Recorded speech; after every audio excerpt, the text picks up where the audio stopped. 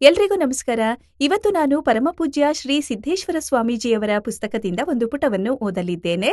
ಸಂಪದ್ಭರಿತ ಪರ್ವತ ಶ್ರೇಣಿಗಳು, ನದಿಗಳು, ಕಾಡುಗಳು, ಫಲವತ್ತಾದ ಭೂಪ್ರದೇಶಗಳು, ಎಲ್ಲಕ್ಕೂ ಹೆಚ್ಚಾಗಿ ಮಹರ್ಷಿಗಳ ಬೀಡಾಗಿದ್ದರೂ ಭಾರತವು ಜಪಾನ್, ಫಿನ್ಲ್ಯಾಂಡ್, ಸ್ವಿಟ್ಜರ್ಲ್ಯಾಂಡ್ಗಳಂತಹ ಸಣ್ಣ ದೇಶಗಳ ಎದುರು ಸರಿಸಮಾನವಾಗಿ ನಿಲ್ಲುವುದಕ್ಕೆ ಕಷ್ಟಪಡುವಂಥದ್ದಾಗಿದೆ.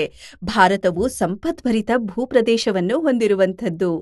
ಜಗತ್ತಿನಲ್ಲಿ ಎಲ್ಲಾದರೂ ಆಧ್ಯಾತ್ಮಿಕ ಜ್ಞಾನ ಇರುವುದಾದರೆ ಅದು ಭಾರತದಲ್ಲಿ ಮಾತ್ರ ಎಂದು ಕೆಲವು ತತ್ವಜ್ಞಾನಿಗಳು ಹೇಳುವಂಥದ್ದು. ಎಷ್ಟೋ ಪಾಶ್ಚಿಮಾತ್ಯ ಚಿಂತಕರು ಭಾರತವನ್ನು ಹೃತ್ಪೂರ್ವಕವಾಗಿ ಪ್ರೀತಿಸುವಂಥದ್ದು. ಪೂರ್ವಜನ್ಮ ಎಂಬುದೊಂದು ಇದ್ದರೆ ತಾನು ಭಾರತದಲ್ಲೇ ಹುಟ್ಟ ಬಯಸುವೆ ಎಂದು ಜರ್ಮನಿಯ ಸಂಸ್ಕೃತ ವಿದ್ವಾಂಸರೊಬ್ಬರು ಹೇಳಿರುವಂಥದ್ದು. ಭಾರತದ ಆಧ್ಯಾತ್ಮಿಕ ಪರಂಪರೆ ಹಾಗೂ ಪ್ರಜ್ಞೆಯ ಬಗ್ಗೆ ಅರಿವು ಹಾಗೂ ಅಭಿಮಾನ ಇಟ್ಟುಕೊಳ್ಳುವುದೇ ರಾಷ್ಟ್ರಗಳ ಒಕ್ಕೂಟದ ನಡುವೆ ಭಾರತದ ಧ್ವಜ ಎತ್ತರದಲ್ಲಿ ಹಾರಾಡುವಂತೆ ಮಾಡುವಂತಹ ಏಕೈಕ ವಿಧಾನವಾಗಿದೆ. ಪ್ರಾಚೀನ ಪರಿಶುದ್ಧ ಪ್ರಜ್ಞೆಯ ಸ್ಪರ್ಶ ಮಣಿಗಳಾದಂತಹ ಉಪನಿಷತ್ತುಗಳನ್ನು ಓದುವಂಥದ್ದು. ಈಶಾವ್ಯಾಸೋಪನಿಷತ್ತಿನ ಕೆಲವು ಸಾಲುಗಳು ಇಲ್ಲಿವೆ. ಓಂ ಈಶಾವ್ಯಾಸ್ಯಮಿದಂ ಸರ್ವಂ ಯತ್ಕಿಂಚ ಜಗತ್ಯಾ ಜಗತ್ ತೇನ ತ್ಯಕ್ತೇನ ಭುಂಜಿತಾಂ ಮೃಗಧಂ ಕಸ್ಯ ಸ್ವಧನಂ.